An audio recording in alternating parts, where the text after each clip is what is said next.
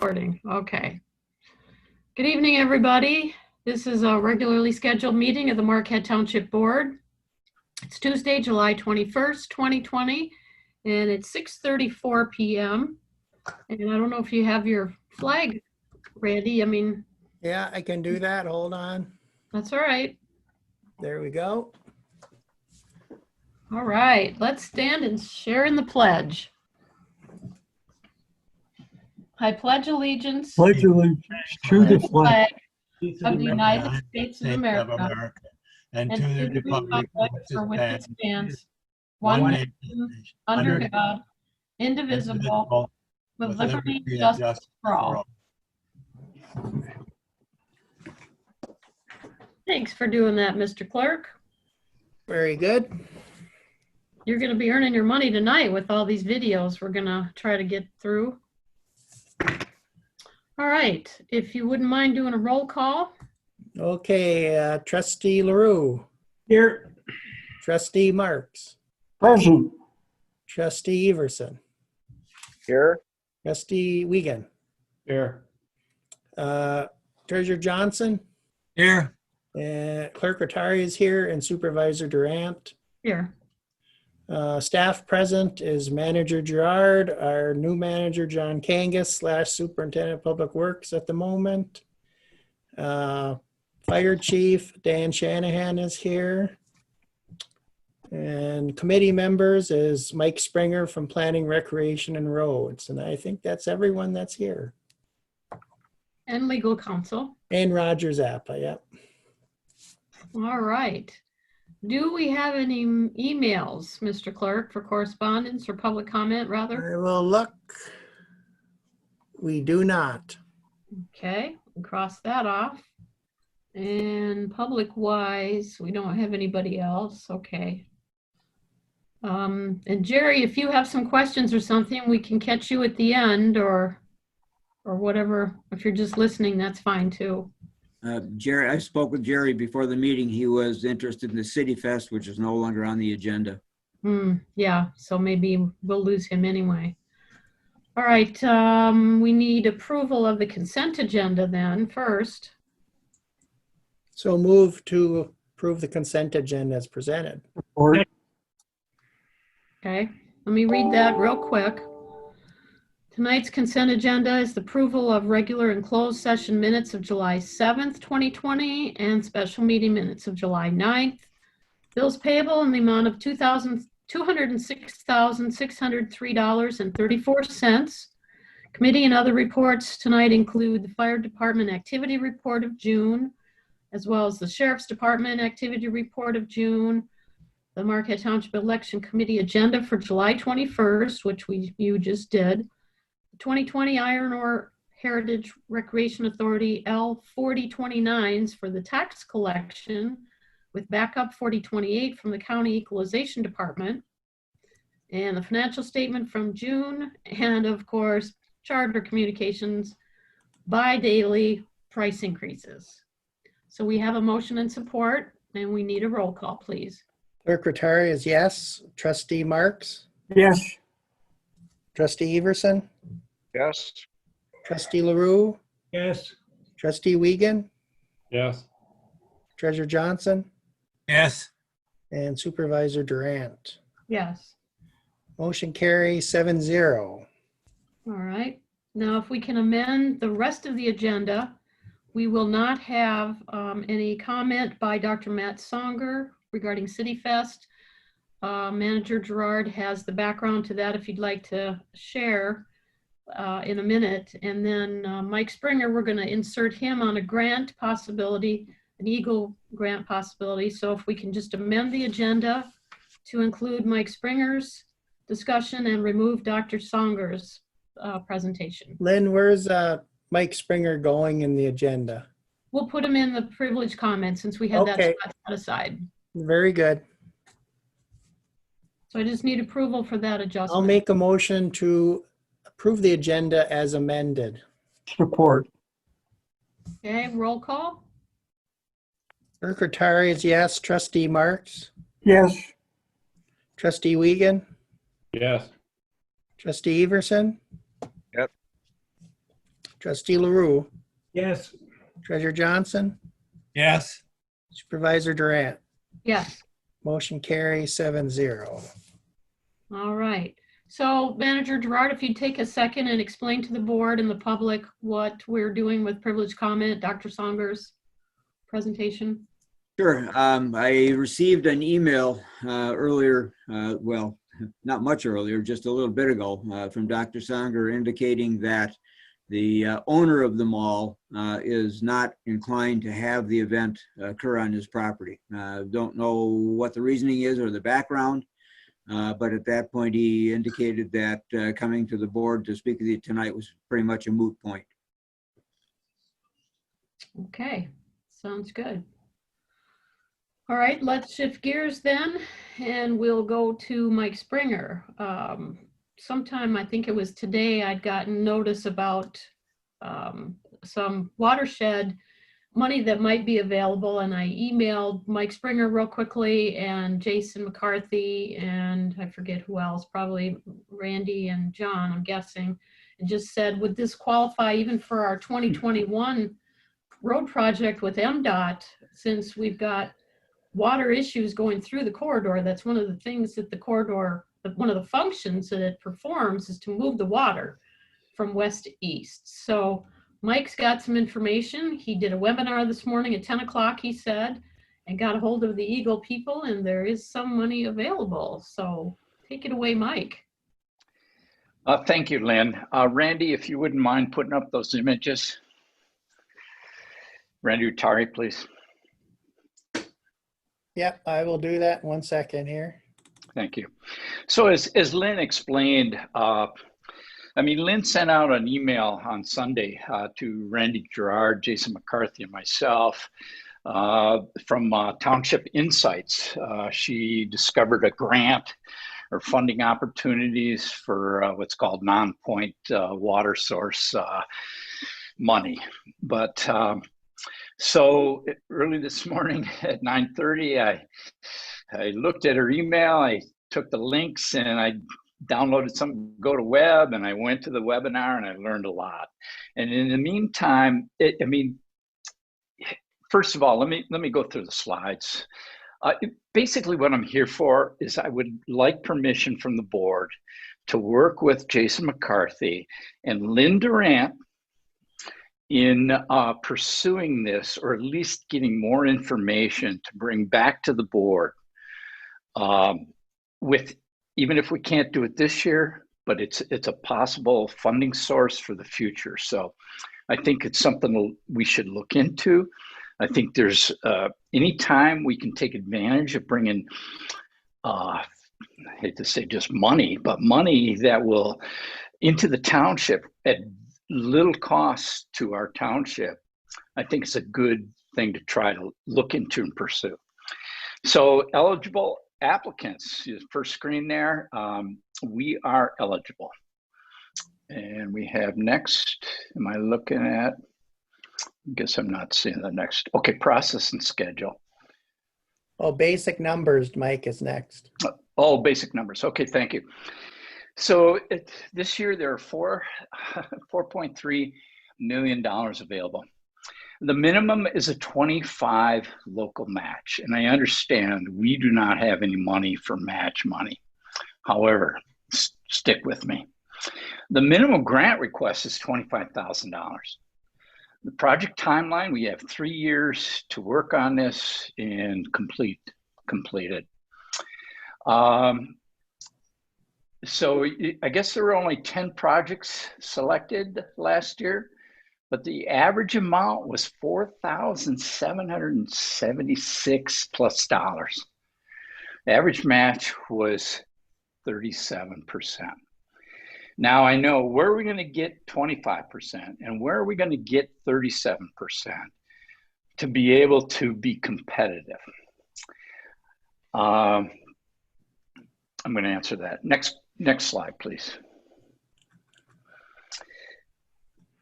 Here's the process, and this is why, we have to make a decision pretty quick here if you want us to look into and pursue it and bring back more information. But we have a very tight deadline. You can see that a request for a proposal, it's about a 2-page proposal. It needs to be in by, wait a minute, that's not right. Sorry. A notice for intent is due Friday, August 14th. Invitation for full proposals are Friday, August 28th. And then finally, the webinar, we have to do a webinar with them for the full proposal preparation in September. The deadline for these are Friday, November the 6th. Next slide, please. So here are the things that are covered. And this is where I reached out to Superior Watershed Partnership with Carl Lindquist today. Had a number of emails, correspondence with him, CCing Jason McCarthy. So both him and I are on board with this. Next slide, please. That's all I got, Mike, on here, so. Okay, I guess I'll read this to you then. And again, all I'm asking to be able to do is to pursue this, certainly with Jason McCarthy, because he's the guy that ends up with most of the responsibility. Let's see, hold on here. I know, here it is. Oops. I hate it when you're in a hurry. You always make mistakes. Okay, let me get from Jason. Do you have, oh, here it is. Oh no, that's from Jason. Jason, do you have his comments? All right. Anyways, his comments say this. Basically, they say that he is very interested in working with the township on these projects. He said something about he is willing to work on the match money, either all or some of it. So it's quite possible with the Superior Watershed on board and our township on board, we can fund this without any cost to the township. And anytime we can bring money into our community to better the quality of our life, I think it's a good opportunity, something we should pursue and look into. Thank you. So And again, all I'm asking for is the go-ahead from the board to work with Jason, and hopefully Lynn, you'll work with me. And if there's any other board members or any committee members, planning commissioners that's interested in looking into this and finding out if it's feasible for us, I'd love to have them. What would the project be? Well, that's just it. In one of the communications I had with Carl Lindquist today, and I actually downloaded their water management plan for the Dead River Basin, which includes a lot of issues within our own township. It's 99 pages. I read that today. So what I'm asked Carl to do is to look at the grant, and there's these things like tier 1, tier 1, or tier 1, tier 2, and tier 3. And I'd like us to qualify for a tier 3 or a tier 2. There's not much funding for tier 1.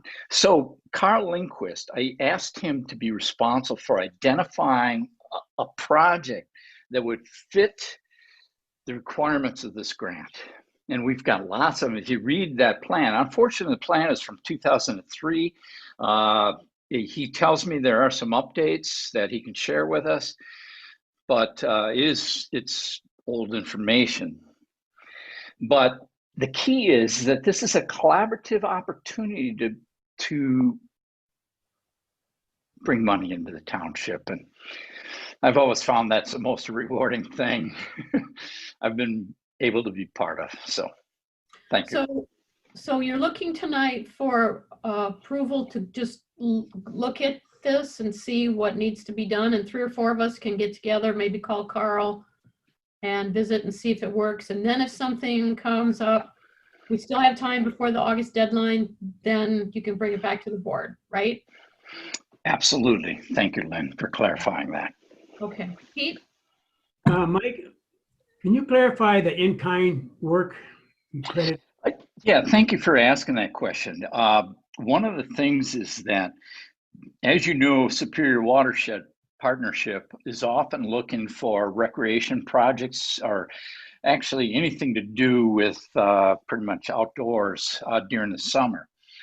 And this grant match is you can have as much of the percentage of the match in kind beyond 25%.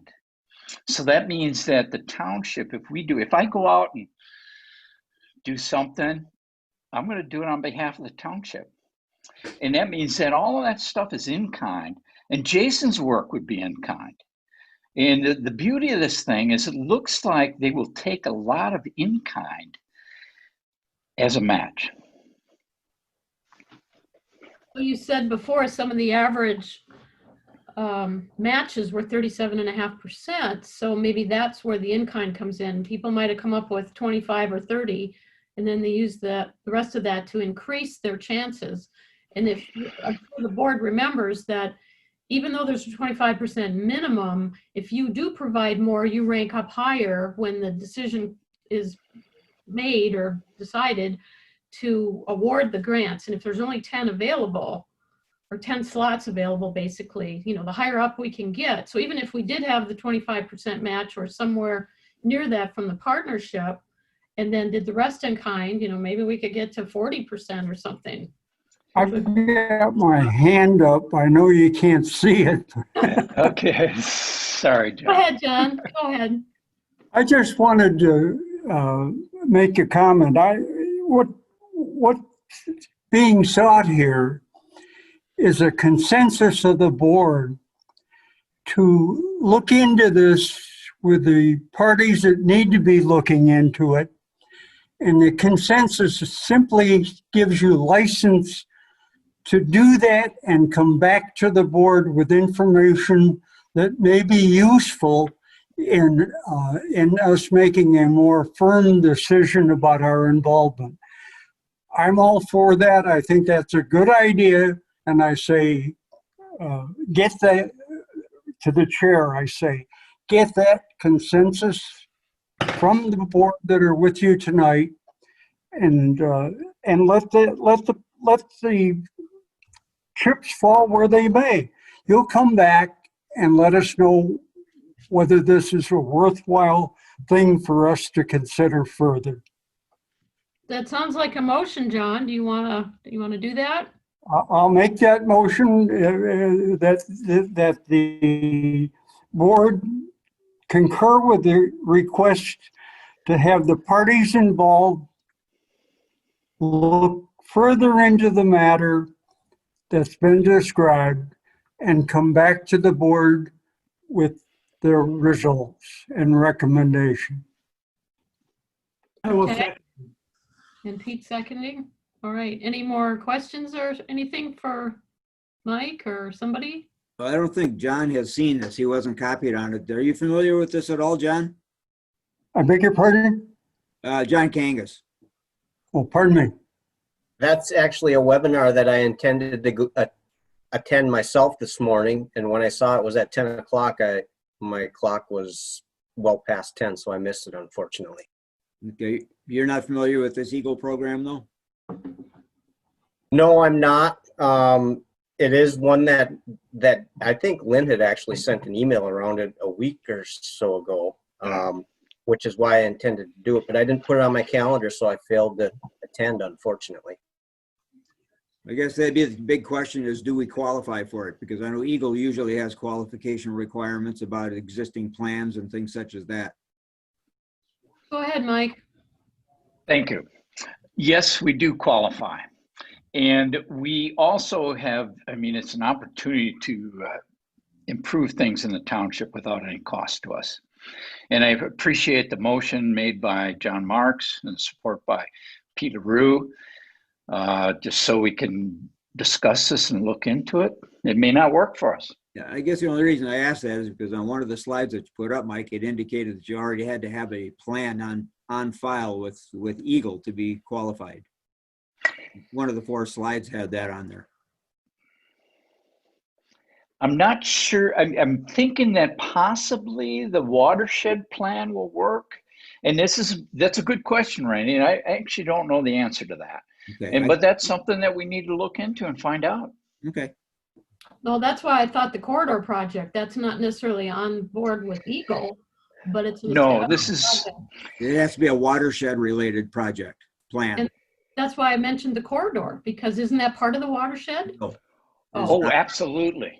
Absolutely. And what the key is we got to find the best project in the township that meets what they're wanting to show. And a big part of this component, and that's why Superior Watershed is so important to this. A big component of this is proof. Like all these grants, you have follow through. You have to come up and show that you met, or at least try to meet, your objectives. So Superior Watershed would be doing actually I've got an agreement with, tentative agreement just in an email saying they'll write the technical part.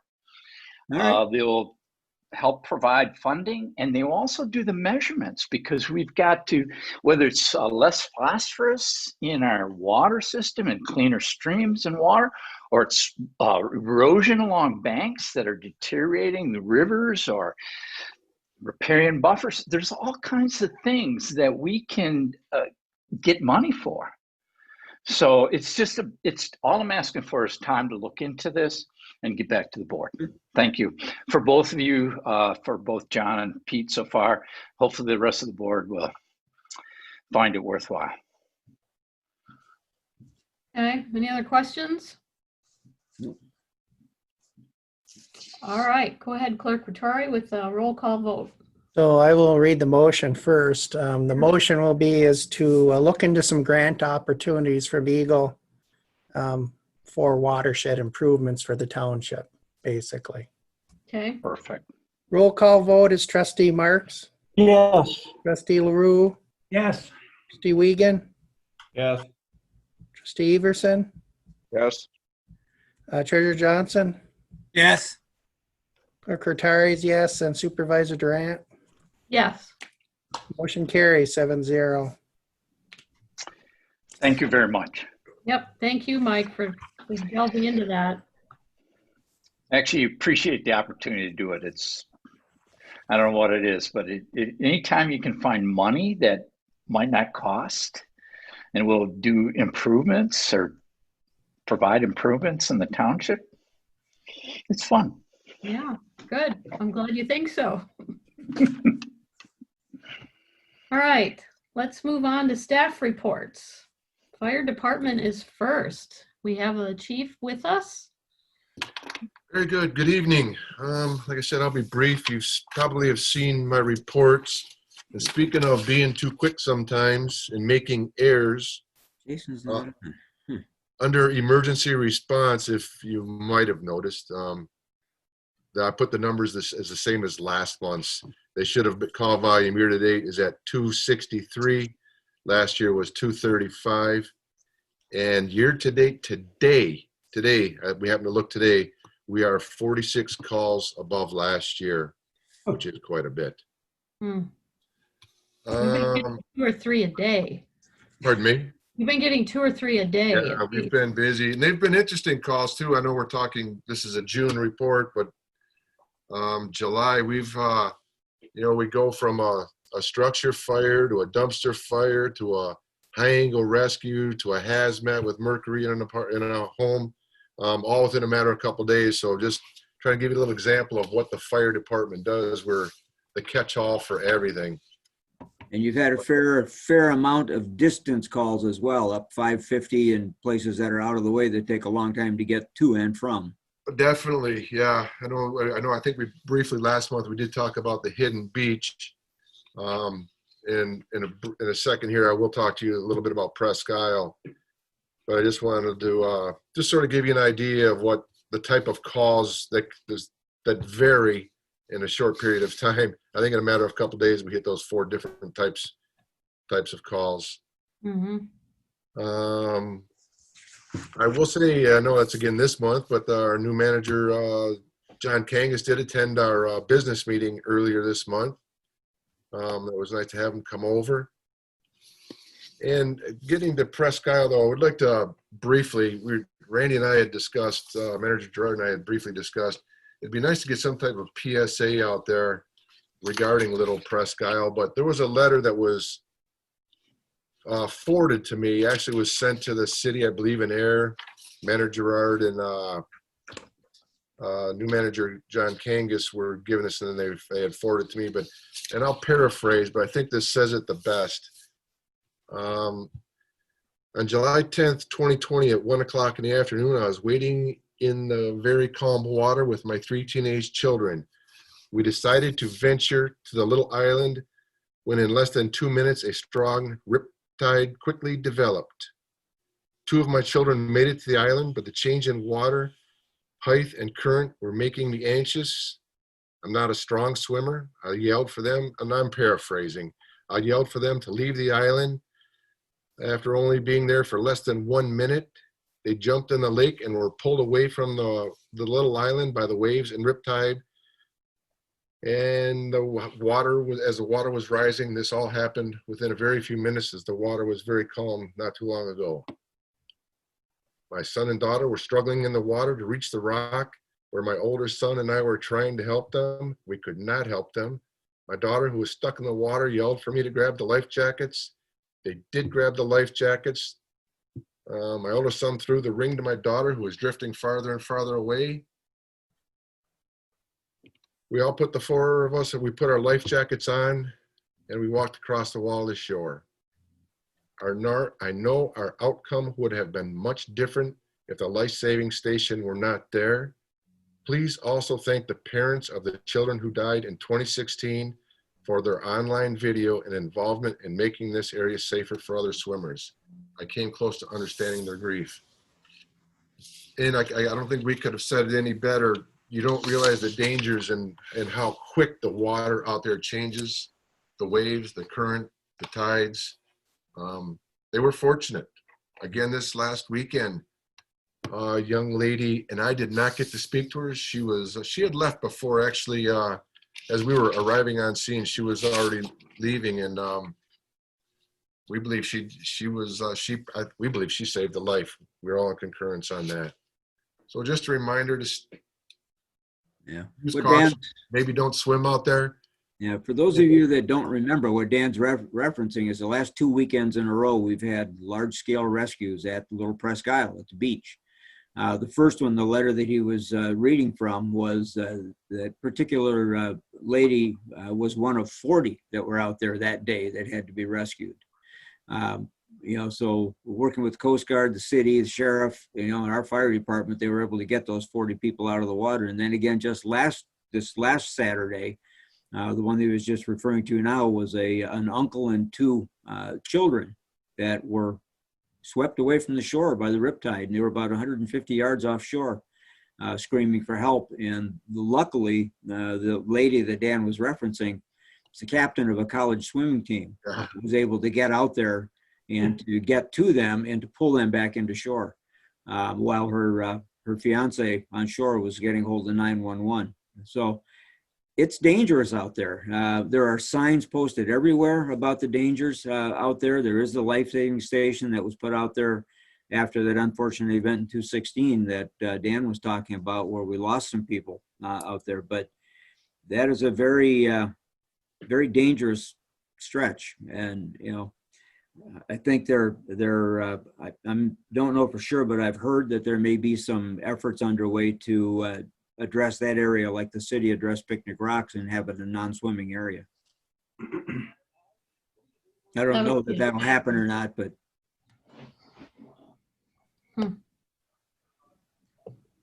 That's a great report, Dan. And maybe Jerry will pick up on that too for Channel 6. The more information we can get out to the public, the better. And unfortunately, that's typically the tourists, and they don't know. And we're finding from the hotel's perspective, there are a lot of different people in town. These are not the regulars that have been visiting Marquette, at least not for the hotel. They're from New York and Ohio, lots from Ohio. Different people that we've not seen that have said they have not come to Marquette before. And we do have in our drawers, we've got a little rack card that the city put out showing the dangers and the different flags and everything else on it. I don't know if people look at it in the drawers, but however we can educate the public, the better, you know, the more that we hit them. So that's a great report. And Yes. do we do anything to recognize, let's say, the lady who did that? Do we do anything to recognize her for her bravery and getting those kids out of the water? TV6 did interview her. There was, I think it was on Upper Michigan Source. They had published an interview that they did with her. They're not from the area, you know, and as Dan said, they were already leaving when resources got there. I mean, it takes us a while to get from here to Little Presque Isle. We have to go through the city and go up 550. You know, it's not a quick. It's a quick response, but it's not fast. Let me put it that way. Yeah, I mean, you know, we're out the door quick, but it's a distance to get there. And there's only one route. Trustee LaRue, there has been discussion exactly with that, and we're working on it. All right. It would have been nice, even in her own hometown, wherever she's from, Correct. do something like that, and just, you know. Yep. State police and central, we got together after we got a little call afterwards, and we all got together and did have some discussion on that. She was a lifesaver, no question about it. Saved the three of them. Yeah, we saw the one guy, yeah. Where's it not doing well? Well, he ended up being transported to the hospital. The kids were all right, but right. You know, if you look at the interview, she describes what happened basically. She actually swam out there and got a hold of calmed down the two kids, got them to hold their hands together and got on their back floating, and then worked with the uncle. And got same thing with him, got him floating on his back, and then she literally towed them back into shore. So, you know, it was a pretty big effort. Yeah. Mm. Sounds like she knew what she was doing. Strong swimmer. Good thing she was there. Yes. She also had, you know, training as a lifeguard as well. So, I mean, you know, but it's just lucky that she was there. Otherwise, they wouldn't have made it. Mr. Dan. Yeah, unfortunately, I don't think it's going to be the end of it this year with the water temperatures of the lake as what they are. A lot of people are venturing out and swimming, and like the chief said, his firemen never know what hat they're going to be wearing at any given time at any given day. Mm-hmm. So they have to be up on all their training for everything, and I commend them for it. Great. Yeah, you'll see in the very last sentence of my pre-planning, high risk, low frequency. We've been doing a lot of that lately, and it's come into play. The high risk, low frequency calls, you know, that we never go on, but when you do, they're high risk. We've been planning that quite a bit. What else? Anything else you want to share? I mean, your reports kind of speak for themselves. Yeah, no, there's nothing really. No. We've started up our inspections again. State Fire Marshal allowed that. We're just right now just sort of hitting because we are high and it is summer and we're busy with a lot of our training. Just hitting the high risk places right now. Okay. That's in a nutshell. It was just going down your list again. Excessive heat, burns, high angle rescue. Yeah, we know about that. Mm-hmm. Yep. Power line, vehicle, false alarm, system Also, melt. they're down a little bit. I mean, it is summer, but that's nice that they're down. A couple of those were residential too. So, Mm-hmm. How are we doing equipment wise? I mean, you've got your new ambulance and the second one. Yep. Anything else different with that? That's running. Everything's running good and Everything. Yes, everything's been going real well for us. Yes. Yep. Like I said, we're pre-planning with the jet ski a little bit on exactly where and how to launch it. And we know what we're doing now, but we're just trying to find a quicker way to. so that if we're going to drive it up 550 a little bit farther or take it all the way up 550, or we've talked about launching it in the city. But obviously it depends on the weather and the lake conditions, obviously. But no, equipment wise, we're doing real good right now.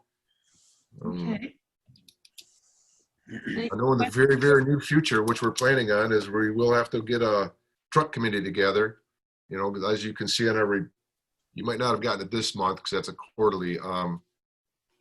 Our trucks are getting older. I know you know, but I'm just letting you know. Yeah, well, that's good for the public too, to know. And then that's the equipment, that's the kind of equipment we're talking about when we asked for the millage. Right. Not necessarily just hoses and helmets and Right. stuff. It's the big stuff that we're trying to get that deposit for, or, you know, down payment or something. Yep. To lessen the burden. Right. We're in Okay. good shape, I think. Any questions for the chief? Good deal. Good job, Dan. Thanks, Dan. Tell your gang too. I will. I will. Danny, we're just proud to have them. I will. Thank you. Thanks. Okay, speaking of proud to have them, how's our public works department doing? They've been all busy too. Their trucks have been all over. Very, very busy. And just like the fire department, a broad range of activities. I kind of hit on the highlights in this month's report. I don't think anyone really wants to hear about the mundane routine of maintaining grinder pumps, but I will probably start providing or having somebody provide a monthly update on how many grinder pumps we actually had to pull or work on or that kind of thing, similar to the statistics Dan does. But I think the highlight actually occurred today on something that the fire department's been waiting for some sort of resolution on, and that is our pressure reducing valve on South Vandenboom. We think maybe the pressure was set a little too low, where when they need to pull water off of hydrants from the top end of the Cox pressure district, which is just below the bottom end of the Wellhouse pressure district on South Vandenboom, their pumps can draw water quicker than the system can get it there. And if we have the PRV pressure set too low, it won't kick open even if they're sucking water from that hydrant. So we are tweaking that a little bit. We're going to keep an eye on how it reacts as the tank raises and lowers to make sure we're not improperly mixing well water with township water, or city water. So that'll be kind of an ongoing thing here over the next couple of days, and we hope by the end of the week that's going to be tweaked to a point where it's functioning on a daily basis for the systems, and also going to provide the flow the fire department needs in the event we have a need to draw water there again. So that's the highlight of today. This coming Thursday, we have to repair a manhole casting on Ontario. It's actually in the phase 1 section right in front of Rose's dugout. That's a casting. If you've driven Ontario, there's already a patch in the road cut out around that casting, and we've had cold patch over it for the last couple of months because it's settled. The top of the manhole is basically starting to fail. So we've got to dig down, get to a good piece of concrete, and then build it back up, put a new casting on there, and we will likely have Superior Paving pave it the same day. So we have a short detour for southbound traffic. Basically, it goes right around the block for a relatively short window. That is something we hopefully won't have to do very often, but when it does come up, our guys are very capable of it. So we will do those as we need to. Let's see. Stormwater, interesting. I'm sorry, go ahead. Sorry. When did you think that would be? That has been permitted for Thursday through the road commission. Okay, so the public So- kind of knows. We could provide a public service announcement on that if we need to. I'm thinking the impact will be relatively minor. It's a short block detour. And for many people, once they jog over to Erickson, it might be quickest just to take Erickson all the way up to Werner. So the impact is really a short block. Mhm.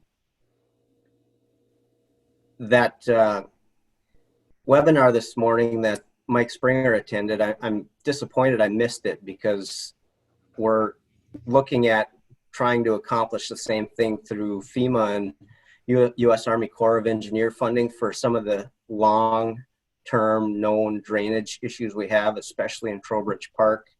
Hopefully in conjunction with the road commission and maybe drain commissioner as well. But the road commission with phase 2 of Ontario has an outfall, stormwater outfall that exceeds the diameter of the downstream culvert significantly, in that they have a 48-inch pipe discharging into a channel that gets necked down to an 18-inch culvert at Montgomery. And then the next 3 culverts are only 30-inch. So that just goes to show you the new infrastructure is being designed to current standards. The old stuff is far too small, and the budgets are getting exceeded in order to accomplish all this. Now, even if the road commission had the money to replace all 4 of those culverts, we think there's much bigger issues in between the culverts on private property. And the only way I think we're going to make something happen there that's a proper fix is to do the study, the hydrology study in advance using hopefully some sort of grant money, and then turn around and maybe use a subsequent form of grant to actually accomplish that. And I think if we have a couple of partners, again, the township may not have a whole lot, if any, financial burden on it. It's hard to say, though. We know it's an election year, primary coming up for the drain commissioner, so that could create a little bit of uncertainty as far as participation goes. It would be most likely a new drain if he was involved. So I guess those are all the things that we have to talk about moving forward, but it might be the only way we can solve some of these long-standing drainage issues. Fun stuff. Yeah, So, maybe we have to corral the drain commissioner, whoever it is, in the fall. If it's somebody new, you know, our current one knows pretty much what's going on, but sit down and have a conversation with them, see what our options are. You know, and one of the problems that we have with drainage is as Trowbridge in particular has developed, we have so many of the properties that are below grade that, you know, they pond water. You know, so it's not an easy solution. You know, but we will have to do something to address it. the other part of the concern there is all of the best areas to provide detention for the water to accumulate and then release slowly have become wetlands. Yeah, they're all So you can't really touch them without needing wetland mitigation permits, and then the costs become exorbitant. The amount of area you need to do the proper repairs it's much bigger than what we have available in Trowbridge. So it's going to take a much bigger effort than I think any one of those 3 agencies I mentioned, including the township, can handle on their own.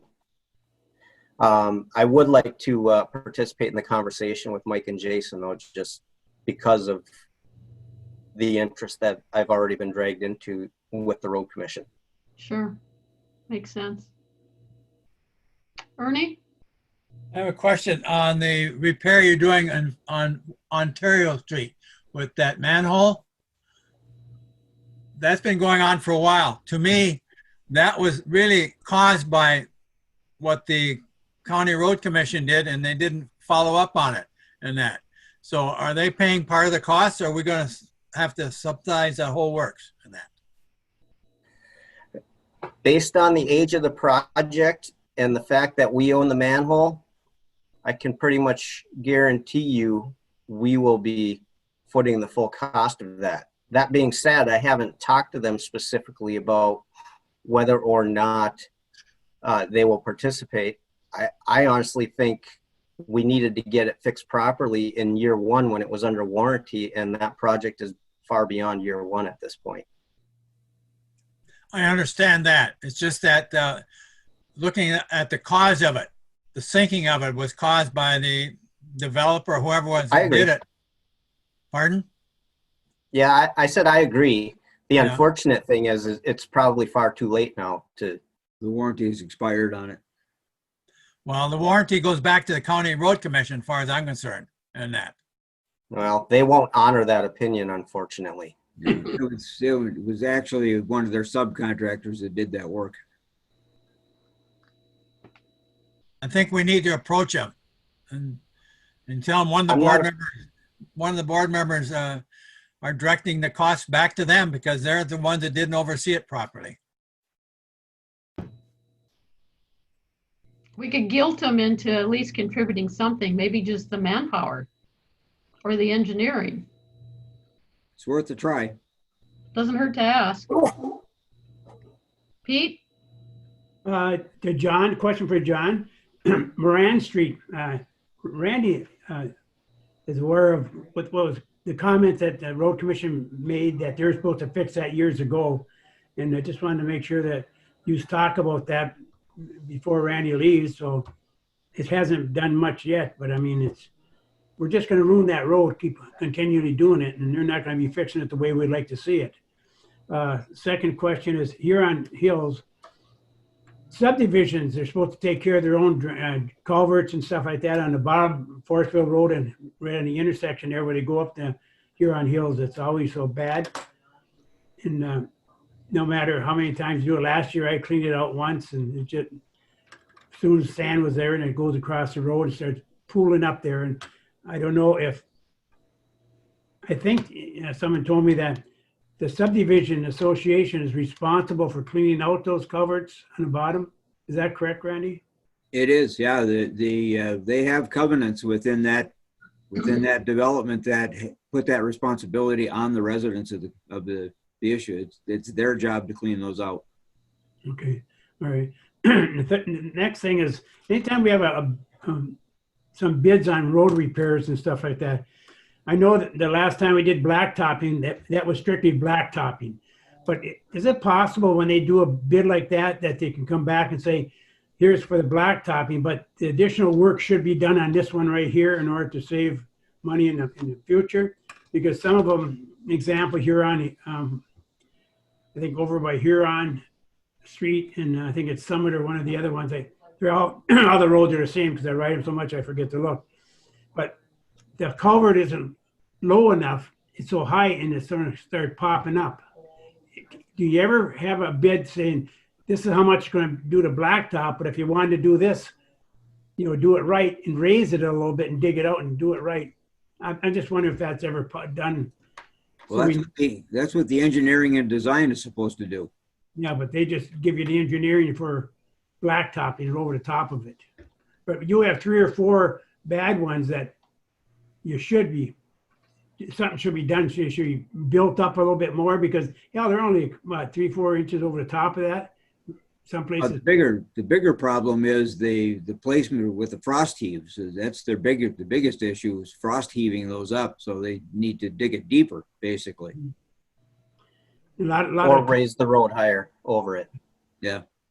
A lot of the culverts alongside now, I noticed there are 3, 4, or 5 of them that they're cracking off on the edge, and next year you'll be dealing with something else and trying to patch that up again. And I just wonder if there's a better way of doing it. That's all. There certainly is, and I think we've talked about it before, and that is, you need a bigger budget to do it the right way. And really, what it comes down to, this whole stormwater issue that we're looking at, I think could fix a lot of those issues, because in order to put the proper sized culvert under those roads, the top of the culvert would now be sticking out of the ground because the bed doesn't change, right? The flow channel. Mhm. So now you have to build the road up higher. And if you're going to do that, you build it so that you have adequate cover over the culvert, and you put the proper material in there so that it won't be as prone to floating when the frost heaves. The heavier the pipe, the more prone it is to stay in place. Well, and I think Trustee Wiegand can speak to this, but as you'll recall, when we first started, the road committee first came to the board with the proposed project for the roads project. We had to significantly reduce that project when the tribunal started giving away tax money. And one of the things that was cut was drainage control. That was one of the things that we had to remove from that project, was some of the drainage control that we had planned with that project. Well, thank you for your answer. I think that's the thing. One of the things that really makes me mad about the road commission is, and we've said this before, we saved them $7 million worth of repairs and maintenance to their roads by asking for the millage and getting it, and they won't give us even 1% of that in some kind of assistance. Drainage would be big. Yeah. As much as we've asked them for it. So anyway. Even simply reestablishing the ditch system would go a long way to solve some of that problem. Yeah.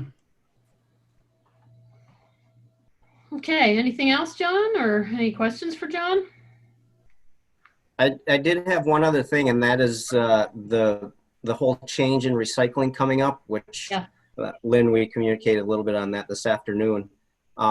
Starting September 1st and going through approximately the middle of October, the landfill will not be collecting recyclable materials at their facility, because that's when their equipment changeover is occurring from their dual stream equipment to the new MRF facility equipment. So they have arranged to lease space at Sawyer to collect all of the recyclables during that 45-day window. The issue is we will have added trucking costs with our contractor at about $250 per trip. We have 2 trips per week. So $3,500 is about what it would cost. We're kind of waiting to hear for an update from them later this week or early next week before we present anything to you formally. But if we are going to continue collecting curbside recyclables during this 45-day window, we have to decide, are we going to pay our contractor to haul it to Sawyer or not? The last thing we want to do is put a month and a half worth of recyclables into the landfill. So we'll take a closer look at it once we know the final information from them, and we will hopefully have something for you to consider at the first meeting in August. We really want to avoid trying to have the residents keep a month and a half's worth of recyclables in their garage or in their shed or whatever. Hopefully they'll come up with some other solution. Okay, keep us posted. So you're pretty set on those dates, hey? Like I said, the meeting said November.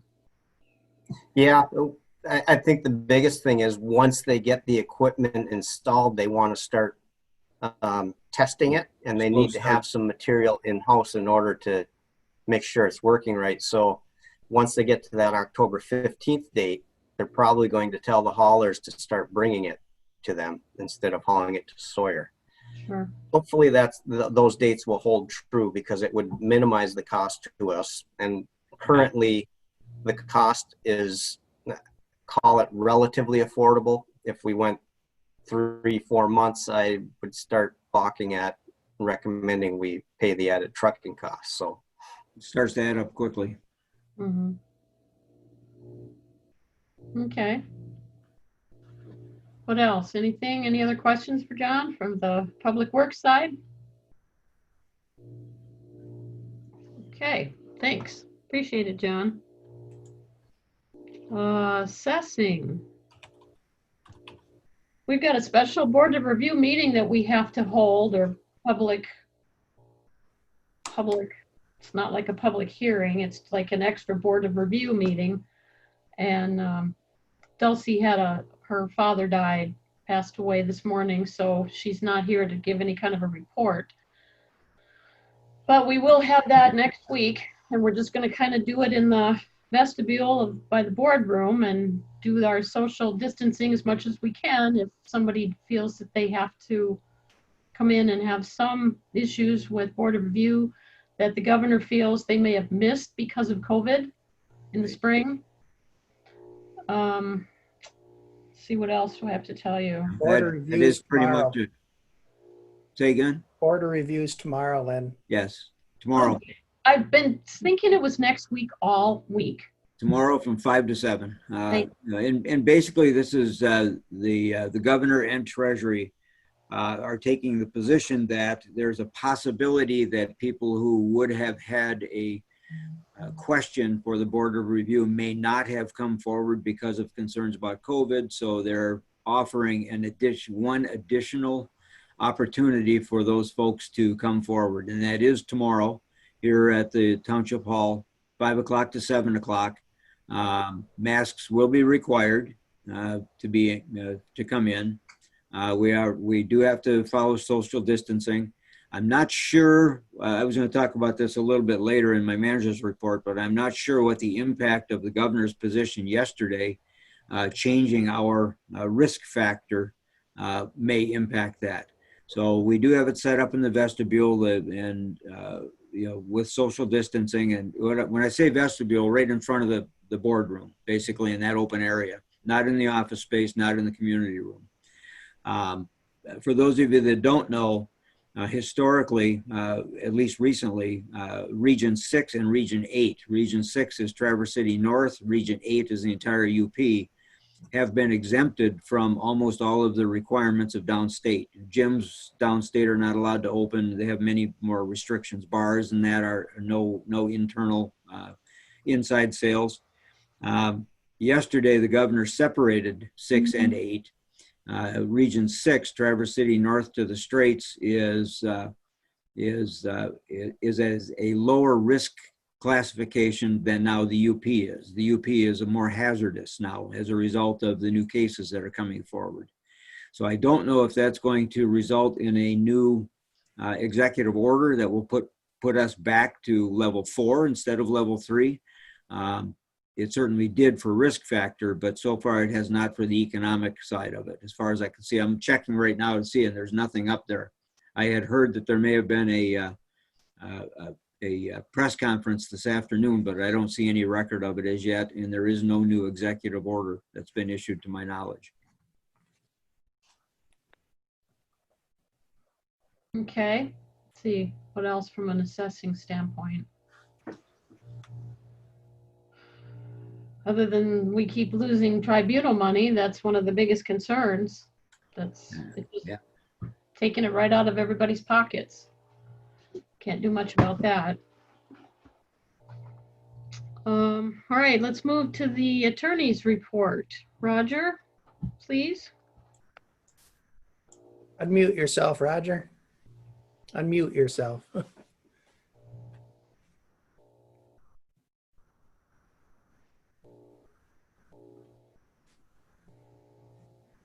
Can you hear go. me now? Yep. Okay. Busy in the legal field here too. Partly just keeping abreast of all of the executive orders. We are up to 154 now, and just seeing how those impact the day-to-day operations and so forth. Of course, we had the temporary use permit issue that took a fair amount of time. Came up with the language for the moratorium that the board adopted about a week or so ago. Have spent a lot of time looking at the marijuana ordinance situation. The state of Michigan recently, well, as of June 29th, issued its new administrative rules that replaced the emergency rules that were put into effect last July of 19. The changes, while significant, aren't quite as broad as we were anticipating in some fields, in fact, but it does put us into a new boat there as well.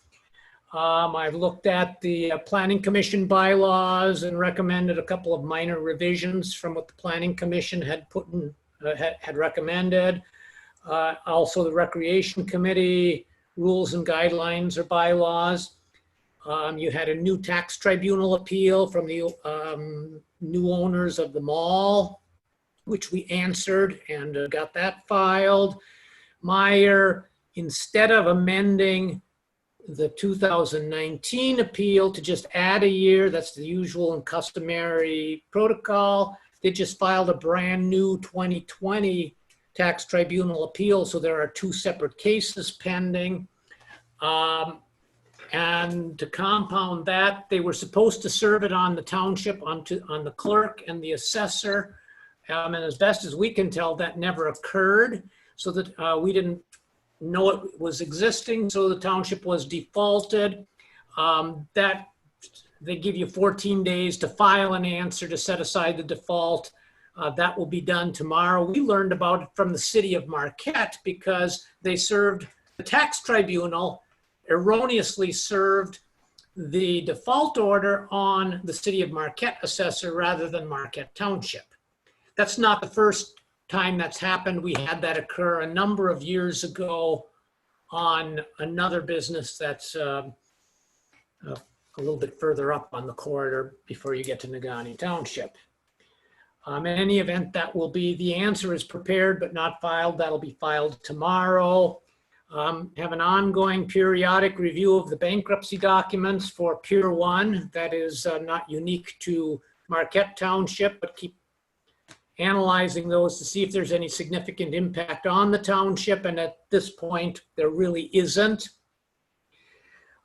We've had an ongoing periodic issues with a non-conforming use in the zoning department over on Ontario Street. I think that's going to take care of itself.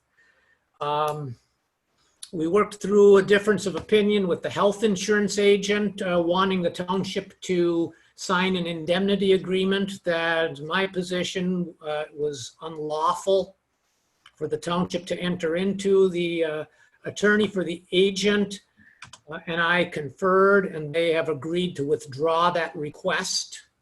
So we aren't going to be signing any type of an agreement in that respect. I'm sure I'm overlooking something, but that's kind of the Cliff's Notes version of the things that have been on the table in the last 4 weeks since I reported to you last. Be happy to address any questions or concerns you might have. Anything, guys? Well done, Roger. Thank you. We sure appreciate having you. I do anyway. Okay, let's move on. Page 2, community linkage. Update on COVID. That kind of, I think, Randy, you were going to talk about that a little bit. Some of that fell into the UP City Fest. We were going to talk about that. We don't have to worry about that. Looking at my notes.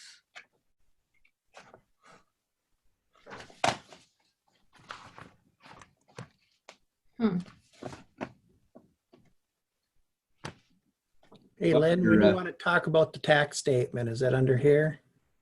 Yeah, that's actually a couple down. I had it in my notes, but we can do that. Yeah, it's in the community linkage. Yeah, you know, with regard to the COVID, as Roger mentioned, you know, Executive Order number 154 was the last official one that was actually published. And that one had to deal specifically with the masks. And there have been several modification of position based on questions that have been asked with regard to the masks. You know, it is now required if anybody's going to leave their home that they have to have a mask if they're going to enter any public place or be in any situation where they cannot observe the 6-foot spacing. So that is a requirement now. It's actually a misdemeanor, which can result in a $500 fine. The issue came from businesses basically that were questioning who's going to be responsible if people refuse to wear a mask under the auspices that they're medically not able to. Who's going to make that decision, and are they obligated to allow them into their business? It's not an easy situation, but you know, as Supervisor Durant mentioned, every morning when I'm on my morning rounds, I see the license plates. The Hampton Inn is full. The two motels by Econo are full. And even though there are some Michigan plates, they're obviously not from the UP, based on the stickers of where they're from on the backs of the cars. So we still have a large influx of non-locals that I'm sure that many of the businesses are happy to see, but at the same time, they are not wearing masks and they are not observing social distancing. All you have to do is drive through downtown Washington Street in the city of Marquette, and you will not see many masks on a weekend day, or actually right now weekdays in certain areas of downtown. So we're seeing that in the cases, 12 new cases in the UP today. So, you know, we are starting to see that influx of infections from outside of the area. We're seeing it. Unfortunately. Okay, thanks for that quick update. And then we did have a Zoom meeting with our two county commissioners this week too, kind of stay up on task. And you may have seen the vertical launching is going to take place. Apparently, the Thursday is the meeting at the courthouse. I've got another meeting. I'm going to try to get that switched around to be able to go, but that's going to be the announcement for the vertical launch missiles at the KS airbase. So that was the big thing that we asked them about. We gave them an update on what was going on with us and our money situation and our staffing and our not being open. We had the same type of discussion with some of the city managers and township managers and supervisors, trying to coordinate, as we have done all along, the parks and the offices and staffing, and how do you open the doors, when do you open them, you know, when do you allow everybody to come in. So that's kind of an ongoing discussion that we've had. The county meeting is tonight too, so that's why we try to meet with them a couple days ahead of time and see if they have anything new to share. They're doing some repairs with the airport, the gates and stuff for parking. They've had lots of problems with that. Can't think of anything else, Randy? Doing some additional work at the new rescue facility garage up in Marquette Township. Yeah. Some water work and electrical work that they knew they were going to have to take care of, but it's now to the point that they need to be doing that. Let's see. With regard to the potential vertical launch, we're presuming that announcement on Thursday is going to be that it's going to be a go. We don't know where.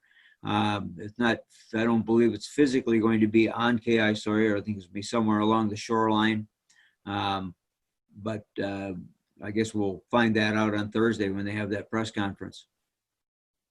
And I was thinking it said, did it say Manistee or something too? There was another M that said, I'd have to find that in my mail. I don't know that I need to do that right now. Yeah, anyway, if I find out, I'll let you know. I don't want to hold up the meeting. Let me see if I have it here.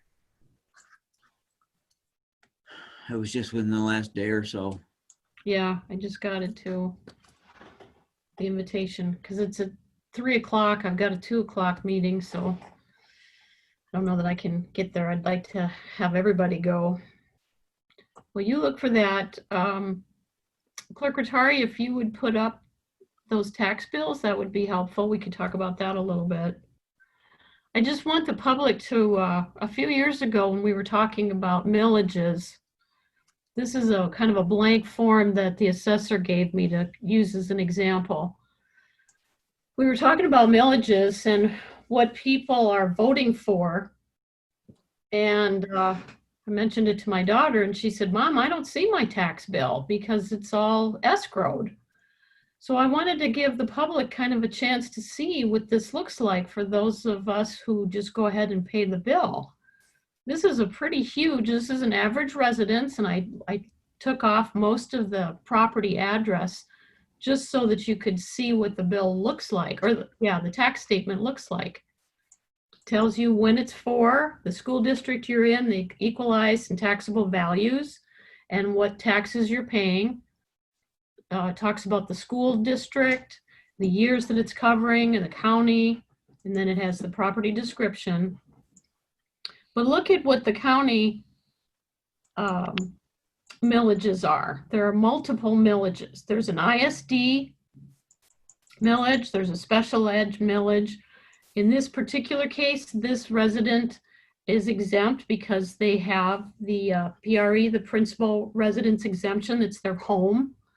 There are a couple other sinking fund type debts that Marquette school system has as a millage. Our tax, look at 4.88. That's all we bring into the township. The person whose bill this is, and I have no idea who it is, she gave me a blank one, only pays $150 toward our coffers, our general fund for the most part. There's a library millage on there, so this resident paid $27 toward that. There's our fire millage, 2.8 mils.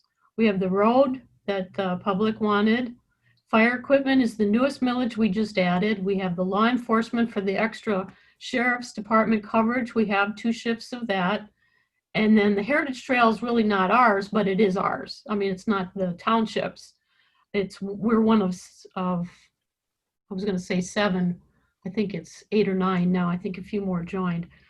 So out of all of these, it adds up to 17.241 mils that this resident is paying. So if this is important to this resident, when the ballot comes out, this is what he's voting for, or she. At different times, it's not always in November, it's not in August, it may not be this year, but you just need to be aware when you go to the voting box booth, be aware of what's important to you. If, the busing is important for the county and the county transit, definitely vote for that. If the aging millage is important to you, absolutely vote for that. So your support or not is what keeps these millages going.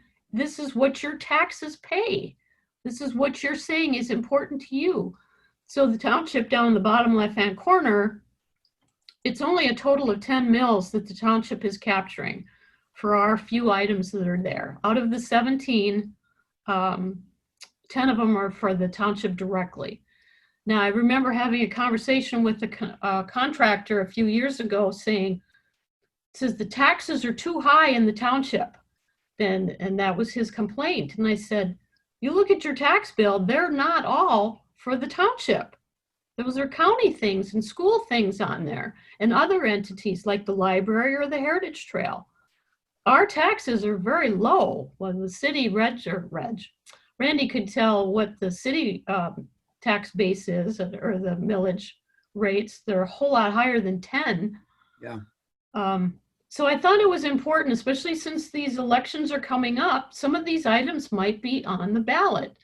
Randy, if you spring back to the other one, this is the winter tax bill, and the other one is the summer one. So it's a little bit smaller. It just covers a couple different things. The county operating gets their millage then. So this resident is only paying a couple $100 to the county for their support, for their administration. Now, if you think about, if you can imagine a Menards, a Lowe's, the shoe store, the PetSmart, and all of those kinds of businesses, Walmart and Best Buy, and all of those their tax bills are just, they may not be identical to this. They're going to include the 18 mills, but when you take that and shoot it down by 2/3, and their tax bill is 1/3 of what everybody else is paying. Sure, it's a higher value because their property's higher. That's thousands and thousands and hundreds of thousands of dollars that all of those entities are not getting and have had to pay back besides over these last, what, 7, 8 years, Randy? It's been going on. Yeah. Hundreds of Almost thousands 7 of years. dollars. So I wanted to make sure the public understands this. If you have any questions, you can call me. I'm not an expert by any means, but call our assessor. Anybody in the city that's listening, their tax bills are pretty much the same. They just have different numbers in different departments. Question your taxes. This is money that you're spending. If this is important to you, absolutely get on board and support everything that you're supportive of. But just be aware as your taxes go up, what's important to you. That's the biggest point I'm trying to make. And then you really can't gripe too much. Of course, the majority wins. We're kind of stuck. If there's one thing on there I don't like and somebody else does, you know, if I'm in the minority, I've got to pay it anyway. So I don't know if anybody's got any questions. Just thought we needed that couple minutes before the election to really point out where your tax money's going. The other thing I just kind of wanted to ask, and I guess you don't have to answer, but I'm curious if anybody answered, the board members answered the survey on the sand and gravel, that's Senate Bill 431. We had done a letter of non-support, if you remember, and sent it to, I think it went to Combenzi directly. Because I forwarded it out, so I just kind of wanted to let you know they're still talking about it. And I was kind of hoping everybody completed the survey. If you didn't, you may still be able to. I don't remember what the deadline was. Also, we still have an open seat on the Planning Commission. The term is a completion term that expires 12/31/22. Excuse me. And I have had 3 inquiries. I have not received any applications yet, but I did email one of the individuals and said, if you have any more questions, they're trying to figure out how to work the meetings and stuff into their schedule. So anybody else out there, like I say, I have had 3 inquiries, but nothing definitive. Now, when Mike Springer, his term is up in December, when he retires, then we'll have 2 spots open. So keep your ears open for anyone who you think might be interested, if they have maybe a financial background. Trails will lose that a little bit. Any kind of trails, recreation background. We want to have the Planning Commission, and Dave can talk about this when he does his report.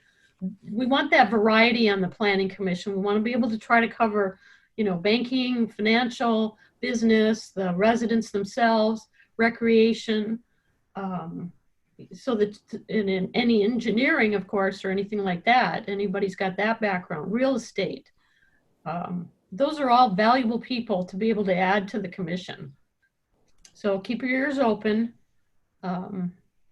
I think that's all I wanted to say about that. And I don't know if anybody's got any questions.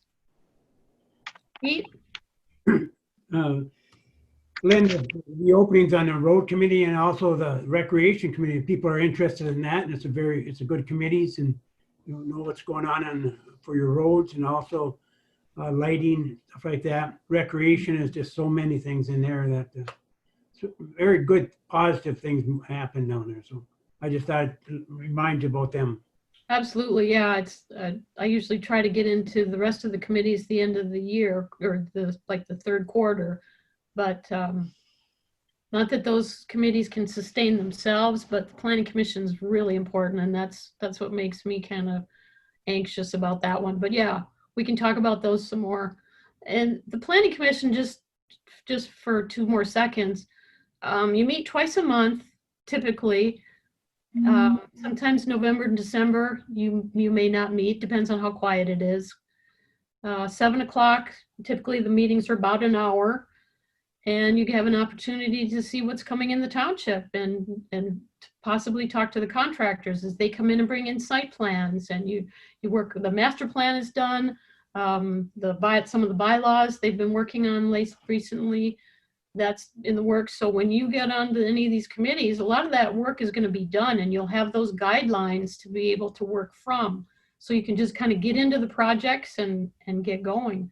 We provide as much education as we can. Michigan Township Association has webinars, and especially those are more important now because so many of the conventions and learning sessions are curtailed with COVID. But lots of books and information that, history information, like from Jason being able to have all this background that they can share with you and everybody else working with you. So let us know if you're interested in any of our committees. I'm hoping Reg will get that. Sorry. All right, speaking of committees, let's do an update from Mr. Dave for planning, maybe to start there. I can start with Planning Commission, their July 8th meeting. Following a public hearing, the commission approved the recreation plan, and the plan will be sent to the board for their consideration. The amended Planning Commission bylaws were moved to legal for an opinion. We got that opinion this afternoon. I think we're going to talk about it, both the suggested amendments to that from legal at tomorrow's meeting. And then the Planning Commission did a zoning ordinance text amendment, was initiated in Article 1, Section 104 under intent. And the intent of that was provide broader powers to the zoning planning administrator, the Planning Commission, and or the board to consider the health, safety, and welfare of its township residents when considering applications for temporary use permits. We haven't got our opinion back from legal on that yet. We'll see what happens with that. The text amendment, for your information, reads as follows. The proposed text amendment.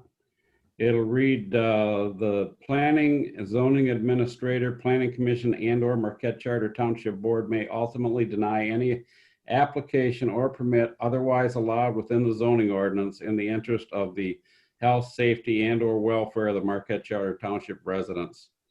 And that is right at the start of the zoning ordinance under the intent.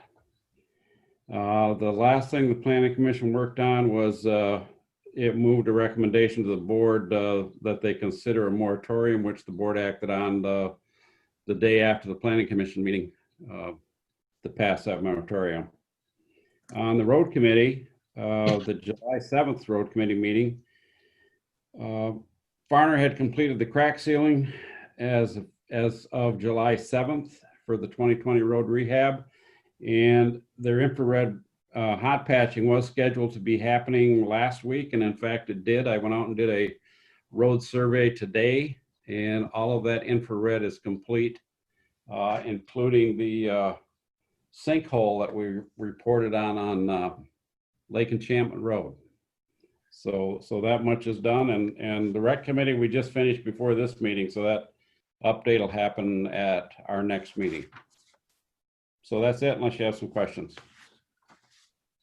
How about the recreation side? Well, we just finished that meeting before this one.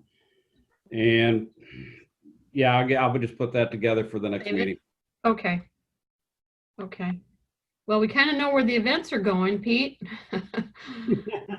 We got one more this year, and we don't know if we're going to can do it or not. All depends on the governor. But I've been working on a way for Christmas. It don't have to be on Randy, I think, is working on the tree.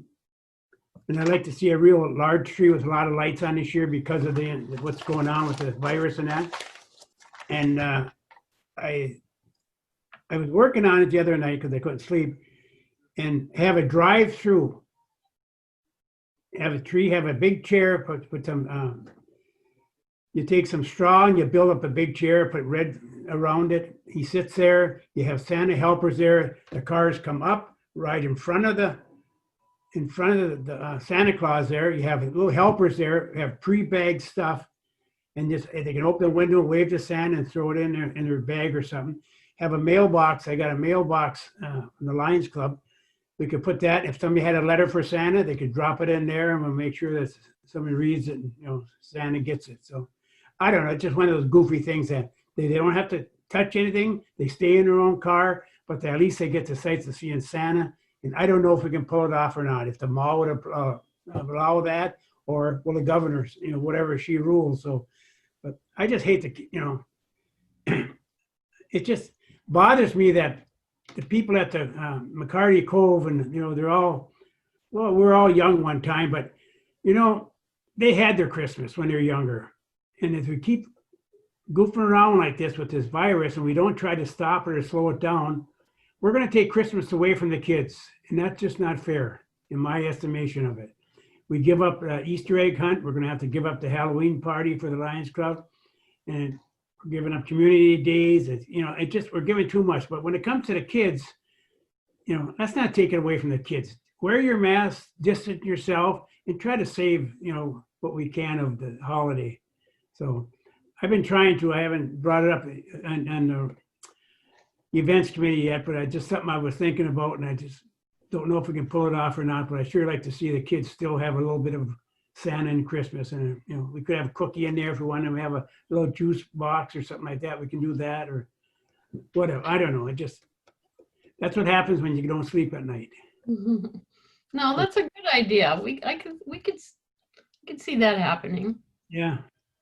We can figure that out. Who knows what'll happen between now and then, but we can. But I just don't want to see, you can plead to the people out there, that try to do what you can, but they should have a campaign, save Christmas for the kids. Wear your mask, keep your distance, but sometime when you go have a couple of drinks, you forget all about them, They forget that they're young one time, so. I just don't want to take it away from the kids. Okay, we'll see if we can work on that. All right. Well, tonight's draft committee reports include the fire department business meeting minutes of June 8th and the officers meeting minutes of the same date, election committee minutes of February 18th, and the road committee minutes of July 7th. So we've already approved or recognized those draft minutes. 10A says consider pay for election workers. Clerk Rattari. Okay, let me put my agenda supplement on the screen here. Okay, 10A is consider pay for election workers, and I'm just going to the board for a request. The background is due to the COVID-19, I'm keeping the election workers to a minimum. Would like to give each worker a $5 an hour pay increase for the August 4th election. It was hard to find workers and would like to reward the workers that put their health and safety online for this essential duty that we have to do that day. Currently, these workers only make $12 an hour for the precinct chair and $11 an hour per regular workers. There are sufficient funds in the budget to cover this. There will be less workers and will come out of the elections account. So I guess if you have any questions, I'd be applicable to take those right now. Otherwise, I'd like a motion to move those pay up for this election only, and maybe for November if things are still the same. The election committee endorses the request that's been made by the clerk. So I'll move to adopt the increase as presented. I'll support that. Dan Everson seconded. And Dan, you had your hand up? I was going to just make the motion. That's fine. Okay, thanks. Ernie? You're Oh, muted. You're muted, Ernie. Okay, and just for both elections? Just for August 4th, if it goes to November, I will come back to you with another request. Okay. So the last one of the last edicts from the governor is that you do not have to have a mask to vote. I'm expecting that your workers will be masked.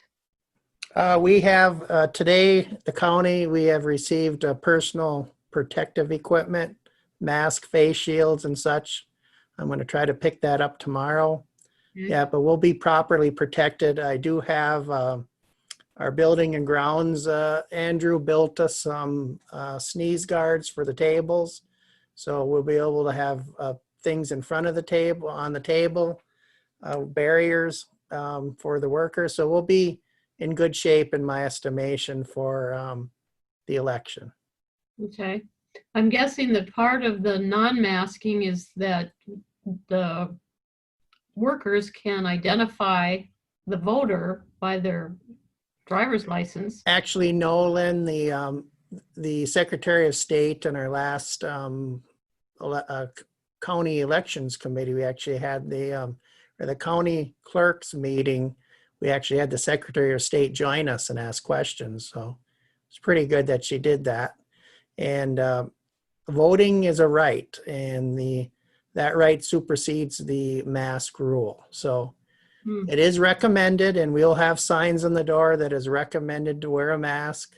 Okay. However, we cannot stop anyone from voting if they choose not to wear one. Okay. Yeah. If people want to argue about it, I'm just going to tell them, take it outside. That's just another one of the conflicting things with these orders, because there's lots of other rights that cannot be enjoyed because of executive orders, but everybody gets to vote. You can die later. And no misdemeanor? Nothing. Nothing. I thought it was for the identifying side of it. Ernie? Vandy, how are you going to work with the individual on the tabulator and that? We'll have face shields for them and mask if they, mask and a face shield. And we'll try to keep socially distant from the person when they put that ballot in the machine. So. Okay, good. How's your count going with the advanced ballots?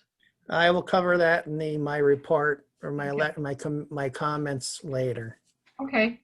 I also noted, did I bring it with me? There was something in the MTA that talked about being able to vote ahead of time, or count ahead of time the day before if you had more than 10,000 residents. So are you allowed to do that yet, or can you start counting? For us, no. Last time we were talking to our legislators to allow us to open absentee ballots the day before the election, so it isn't such a burdensome on the day of, but the legislators have not acted as of yet. And I probably don't think they will. However, when the election results don't come in until 2 days after, maybe they'll think about it next time. Okay. Depends on who the apparent favorite is. All right. Any other questions for Randy? Go ahead and do your roll call. Okay, so the motion is to increase the election worker pay for the August 4th election, and the roll call vote is Trustee Marks, Yes. Trustee Everson, Yes. Trustee LaRue, Yes. Trustee Wiegand, Yes. Treasurer Johnson, Yes. Clerk retires yes, and Supervisor Durant. Yes. Motion carries 7-0. Okay.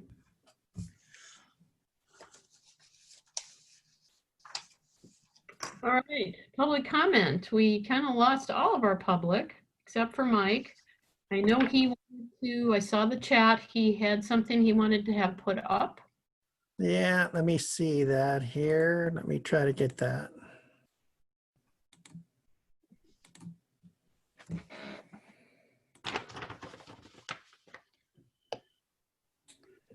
All right, here we go. Try to, okay. Let me share that. Mike, you also, excuse me, you also asked about recognizing Dan Perkins for the life-saving stations. Yeah, I threw that in a comment just because of, he's been a big help to saving lives out there. Last comment from Dan Shanahan is quite obvious that made a difference. Yeah. Okay, so just real quick, thank you to the board for supporting moving forward on this grant. I'm sharing my last contact with Carl Lindquist on the screen there. You can read it. I'll just read it out loud. Mike, there have been a few updates. I'm asking about their watershed plan. It's 99 pages. I read it today. And he's saying that, yes, we could help identify a compelling and eligible project. And they'd be happy to write the proposal and provide some all match if needed. So thank you. And also, I understand that John Kingus expressed interest in being part of this. So right now I'm hoping that Lynn Durant, Jason McCarthy, John Kingus, and I can get together sometime and look into this. Thank you. Call Carl and if you want to put it together, go for it. Thank you. I'll do that. Okay. Thanks, Mike. Clerk Rattari, any emails for correspondence for public comment? No. Okay.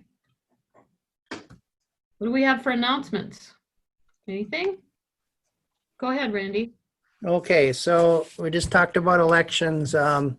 Saturday, August 1st will be the last day to get an absentee ballot, register to vote, or, well, here, or you can bring it back anytime, but you can bring it back that day also. But after Saturday, August 1st, we'll be open in the office here 8 to 4.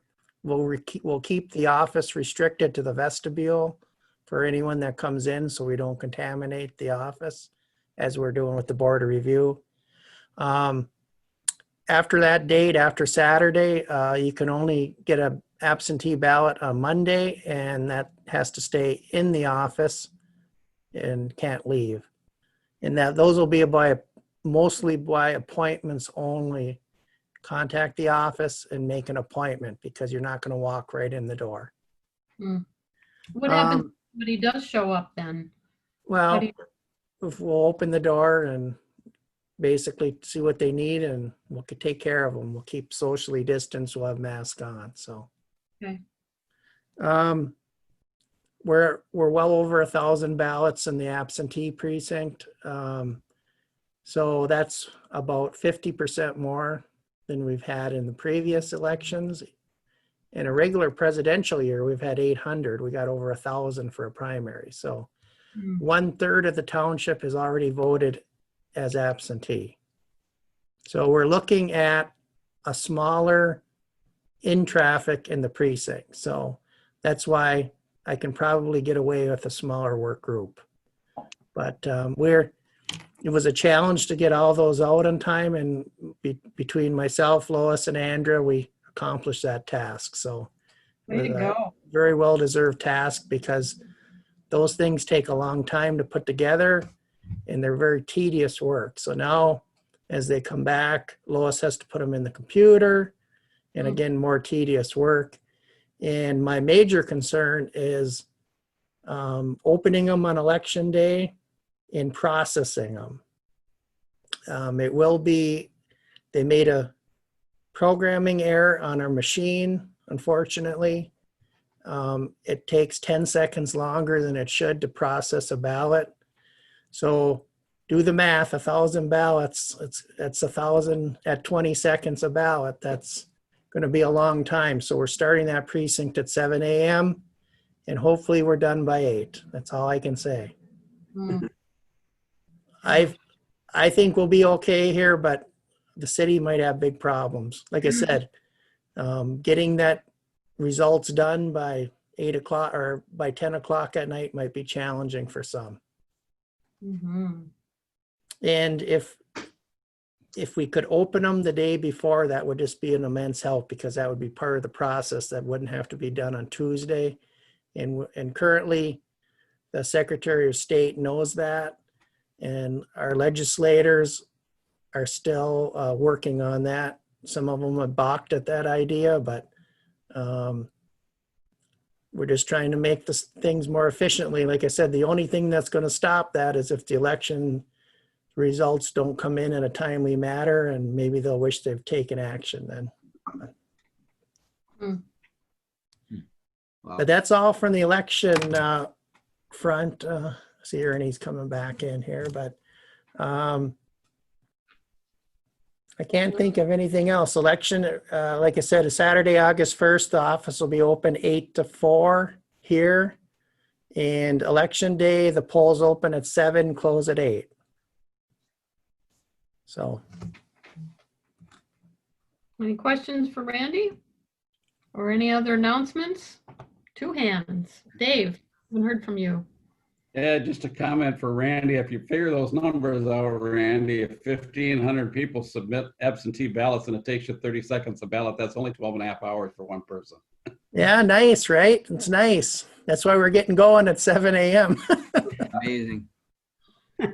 Like I said, the city, I think we're going to have probably about 1,200. Just think if the city's got 2,000 or 3,000. In different precincts.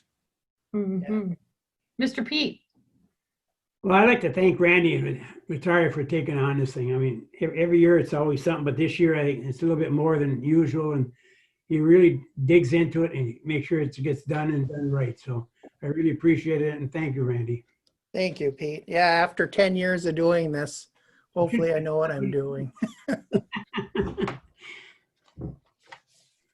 All I am going right. to tell the county clerk, though, I am going to stop there tomorrow and get our PPE. I'm going to tell her that it was very unacceptable of the programmer to fail Yeah. to not. What happens is the machine has two settings. One setting scans the ballot into the memory card, and that's what takes the longest. And we said we don't need that function because we don't use it for recounts. We physically recount the ballots. However, when they programmed the machine, the programmer forgot to take that out. So we're still stuck with that. And like I said, it takes it doubly long to do. And I'm going to tell the county that's not acceptable. We have to make sure in the future that does not happen. Randy, do you have enough? Sorry. Randy, do you have enough masks for everybody? Yeah, the county, the state sent the county some PPE, and I'll get that tomorrow. We should have plenty of masks and face masks and disinfectant and things for the workers. If not, I'll acquire as much as I can in the few weeks remaining. All right. Well, in acquiring it, work with Andy Wilder, because we do have a back stock. Okay.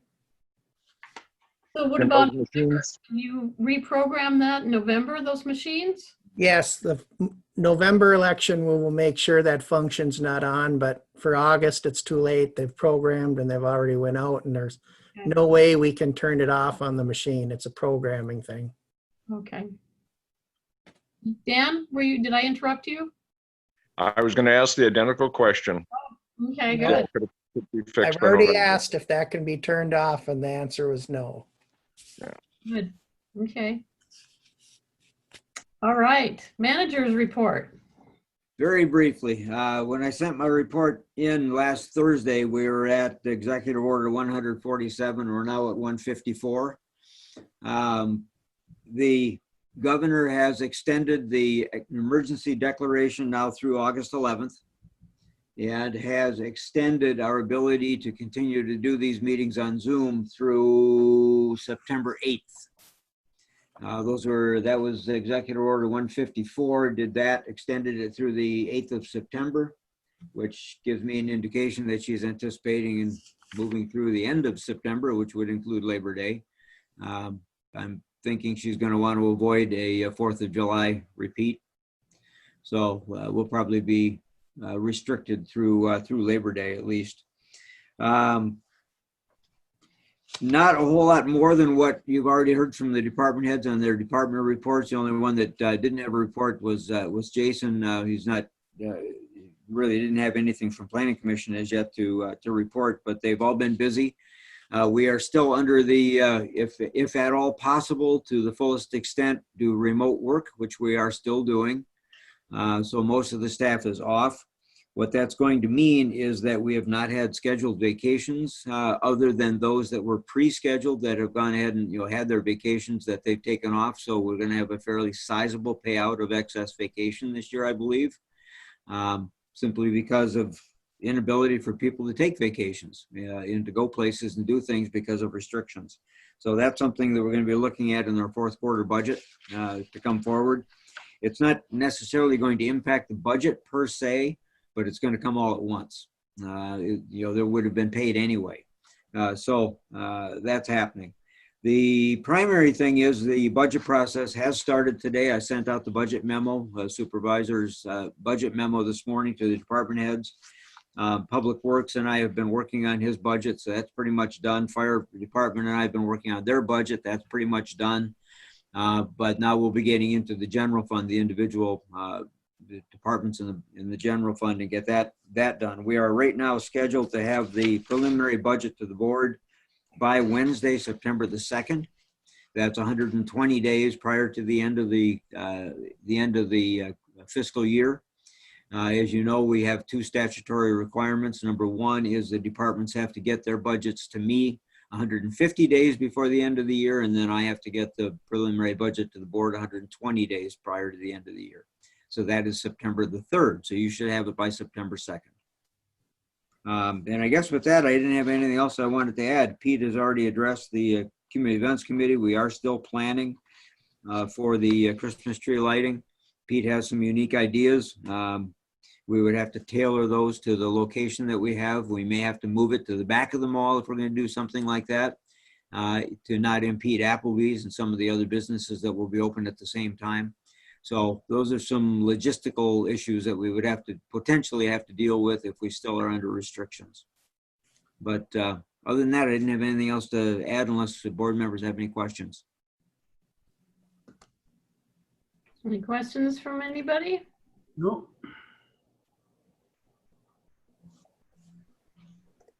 Okay, we want to review the motions. Okay, the first motion was to approve the consent agenda as presented. The second motion was to approve the regular agenda as amended, which we removed the Dr. Songer from speaking about City Fest and replace that with Mike Springer about the grant opportunities for watershed improvements. So that was approved. The third motion was to basically allow Mike Springer and a few people to look into these opportunities for the grants and the watershed improvements. So that was approved. Fourth motion was to increase the election pay for the election workers, and that was approved. And that should be it. Future agenda wise, I don't have anything right now. I did hear indirectly from the tribe wondering where we were with the marijuana ordinance. And I believe it's in legal and it's going to go, it may go back to planning. I'm not sure what that is. And then it'll maybe come to us for the next meeting. So I did kind of give them that heads up, but I said I would let them know. Otherwise, if somebody else has something, let me know, or let one of the managers know, since we have 1.5 now. Any board member comment? Yes, Dave. A couple things, and one on your comment about the marijuana ordinance, that follows pretty much all the text amendments, the processes. We have some comments back from legal. We're probably going to take a look at them tomorrow night. I suspect we'll work on them for maybe 2 meetings. And at that point, it goes to a public hearing. And then after the public hearing, it comes to the board and they have to have a first and second reading on it. You think you'll need 2 meetings, hey, to talk about them? Well, it depends. We just got the comments from legal today and they look like there's some work that has to be done because of the new rules that the state handed down at the end of June. So I imagine it's going to take more than 1 meeting to get them figured out and hash them out. Okay, go over them and get them back and, okay. The other thing is just to put things in perspective, we think we all got trouble. While the meeting's going on out here, there's one of this year's fawns in the front yard fighting with 9 baby ducks for the corn pile. So just keep that in mind. Everybody's got trouble. I hope they have masks on. No Social mask. I think distancing. the fawn lost.